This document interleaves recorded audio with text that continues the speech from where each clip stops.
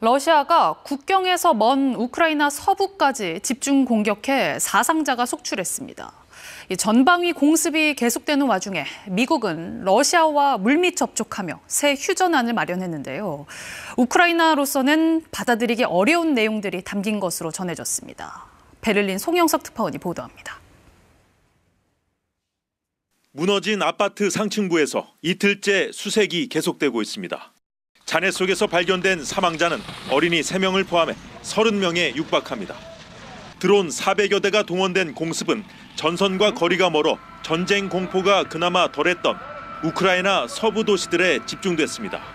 Дуже страшно, тому що дітей забирають швидкою. Це жах. 이런 와중에 미국과 러시아는 비밀리에 새 종전안을 준비해 우크라이나에 전달했습니다. 종전안 초안은 우크라이나 돈바스 전체 양보, 우크라이나군 절반 축소 등 우크라이나의 불리한 항목들로 채워져 있습니다. 우크라이나 영토에 외국군 진입을 금지한다는 내용도 담겨 전후 안전보장군을 보내자는 유럽의 제안과도 배치됩니다. 미국은 우크라이나에 대표단을 파견해 압박에 나섰지만 우크라이나로선 받아들이기 어려운 방안입니다. Війна має закінчитись, немає альтернативи миру. Росія повинна усвідомлювати, що за війну, за вбивства не має бути жодної винагороди. 미국의 새 종전안은 측근 부패 사건으로 젤렌스키 대통령이 궁지에 몰린 시점에 나왔습니다. 미국 대표단이 러시아 측과도 접촉할 예정인 가운데 러시아는 별다른 입장을 내놓지 않고 있습니다. 베를린에서 KBS 뉴스 송영석입니다. 미국과 러시아의 물밑 접촉으로 마련된 새로운 평화 구상안이 우크라이나에 전달됐습니다. 우크라이나 동부 돈바스를 모두 내주는 등 러시아에 유리한 조항들이 대거 포함된 것으로 전해집니다. 우크라이나도 일단 협의할 준비가 돼 있다는 입장을 냈습니다. 안다영 특파원입니다. 우크라이나 대통령실이 미국 측으로부터 러시아와의 평화 구상안 초안을 공식적으로 전달받았다고 밝혔습니다. 현재 시각 20일 젤렌스키 우크라이나 대통령이 미군 고위 대표단과 만난 자리에서 미국 측 구상안을 전달받은 것으로 보입니다. 우크라이나 대통령실은 미국과 협의할 준비가 돼 있다며 전쟁을 품위 있게 끝낼 수 있도록 계획 안의 각 조항을 함께 검토해 나가기로 합의했다고 말했습니다. 또 가까운 시일 내에 트럼프 대통령과도 논의할 예정이라고 덧붙였습니다. 미국과 우크라이나 모두 초안 내용을 공개하지 않은 가운데 러시아 측에 상당히 유리한 조항들이 대거 포함된 것으로 전해졌습니다. 영국 일간 파이낸셜 타임스는 구상안에 우크라이나가 자국군 통제 아래에 있는 영토를 비롯한 동부 돈바스 전체를 양보해야 한다는 내용이 담겼다고 보도했습니다. 또 우크라이나군 규모를 절반으로 축소하고 핵심 무기류를 포기하는 한편 미국의 군사 지원도 줄여야 한다는 내용이 포함됐다고 전했습니다. 백악관은 러시아와 우크라이나 양측에게 다 좋은 계획으로 양측 모두 받아들일 수 있을 것이라며 사실상 우크라이나를 압박했습니다. They've been engaging with both sides, Russia and Ukraine, equally to understand what these countries would commit to in order to see a lasting and durable peace. 러시아 크렘린궁은 구체적인 언급을 피하며 실질적인 협의는 아직 없다고 선을 그었습니다. Но урегулирование должно привести к тому, чтобы были ликвидированы первопричины этого конфликта. Контакты, безусловно, есть, но процессы, которые можно было бы назвать консультациями, нет. Он не ведется. 유럽연합은 우크라이나에 불리한 새로운 종전안에 대해 반발했습니다. 또 이번 계획안과 관련해 우크라이나나 유럽 국가들의 의견 수렴은 없었다며 유럽 패싱에 불편한 기색을 내비쳤습니다. 파리에서 KBS 뉴스 안다영입니다. 러시아가 또다시 우크라이나 전역을 공습했습니다. 특히 아파트를 폭격해 민간인 사상자가 속출했습니다. 이런 가운데 트럼프 미국 대통령이 대표단을 우크라이나에 급파하는 등 대화 재개 신호들도 다시 나타나고 있습니다. 베를린 송영석 특파원입니다. 도심 하늘이 검은 연기로 뒤덮였습니다. 폭격 맞은 아파트는 상층부 여러 층이 사라졌습니다. 러시아의 집중 공습을 받은 우크라이나 서부 테르노필에서만 어린이 3명을 포함해 30명 가까이 숨졌다고 우크라이나 언론이 보도했습니다. 부상자도 90여 명에 달합니다. 아파트 2동이 순식간에 무너져 내려 피해가 컸습니다. Син залишився в квартирі на 9-му поверсі. Я ще з ним до вибуху говорила і все. Після цього я передзвонила і не було зв'язку, вже він не піднімав трубки і не знаю, що там. Нічого не відомо. 러시아는 드론 400여 대를 동원해 수도 키이우와 동부 하르키우, 중부 드니프로 등도 공격했습니다.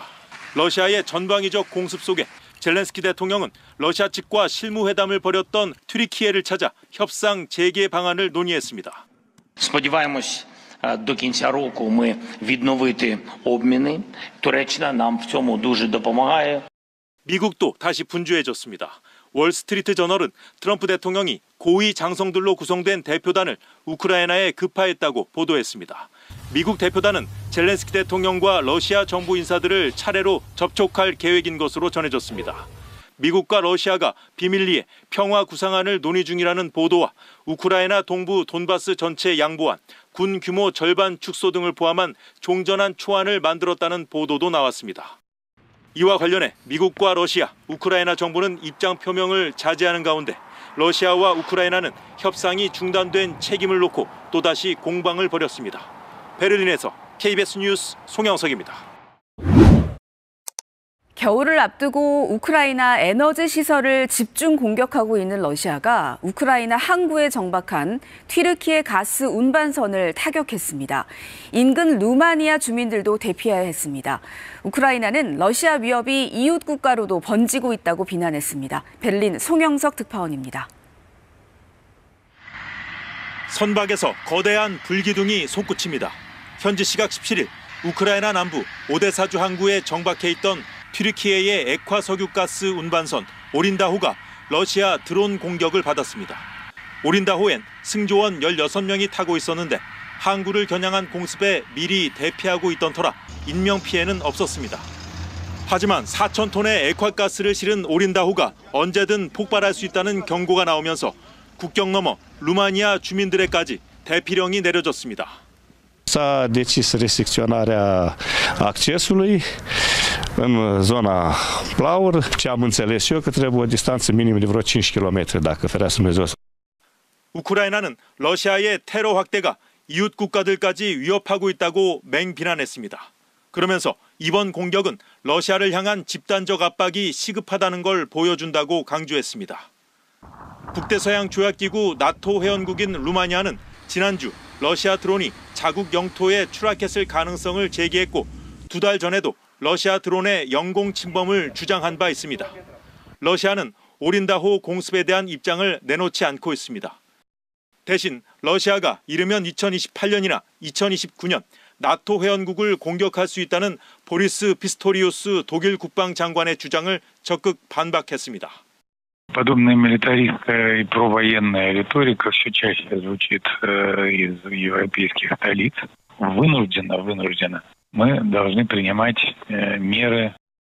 이런 가운데 마크롱 프랑스 대통령은 우크라이나에 앞으로 10년간 라팔 전투기 100대를 공급하고 현재 개발 중인 대공 방어 시스템 산프티 배치도 추진하기로 했습니다. 베를린에서 KBS 뉴스 송영석입니다. 동남풍을 이용했다는 제갈량처럼 러시아가 날씨를 이용하고 있습니다. 짙은 안개를 틈타 그간 점령하지 못했던 우크라이나 핵심 지역으로 진격하고 있습니다. 휴전 협상에서 유리한 입장에 서려는 시도로 보입니다. 베를린 송영석 특파원이 전합니다.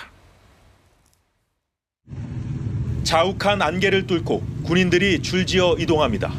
우크라이나 동부 포크로우스크 전선으로 향하는 러시아군입니다. 짙은 안개로 공중 감시가 어려운 틈을 노린 겁니다. 공세를 잘 막고 있다고 자신해왔던 젤렌스키 우크라이나 대통령도 러시아의 유리한 기상 조건 때문에 상황이 어렵다고 인정했습니다. 포크로우스크는 러시아가 휴전 조건으로 넘기라고 요구하는 우크라이나 동부 도네츠크주의 최후 방어선입니다. 인근 도시로 진격할 수 있는 거점이기도 합니다. 러시아는 이곳에 15만 명의 병력을 급파했고 일부는 이미 주둔 중이라고 우크라이나군은 밝혔습니다. 러시아의 총력전은 미국과 다시 협상을 시도하기 위한 걸로 보입니다. 앞서 헝가리 미러 회담은 현재 전선에서 협상을 시작하자는 미국과 돈바스 전체를 내놔야 한다는 러시아 사이 이견으로 무산됐습니다. 그런데 이제 포크로우스크를 점령하면 애초 요구했던 돈바스 전체를 현재 전선으로 만들 수 있으니 미국도 회담에 응할 거란 계산인 겁니다. И готовы также обсуждать с американскими коллегами возобновление подготовительной работы к предложенному ими саммиту лидеров России и Соединенных Штатов. 러시아는 다른 전선에서도 점령지를 조금씩 넓혀가고 있습니다. 정상회담 준비 재개 제안에 미국은 아직 반응이 없는 가운데 유럽의 불안은 커지고 있습니다. 베를린에서 KBS 뉴스 송영석입니다.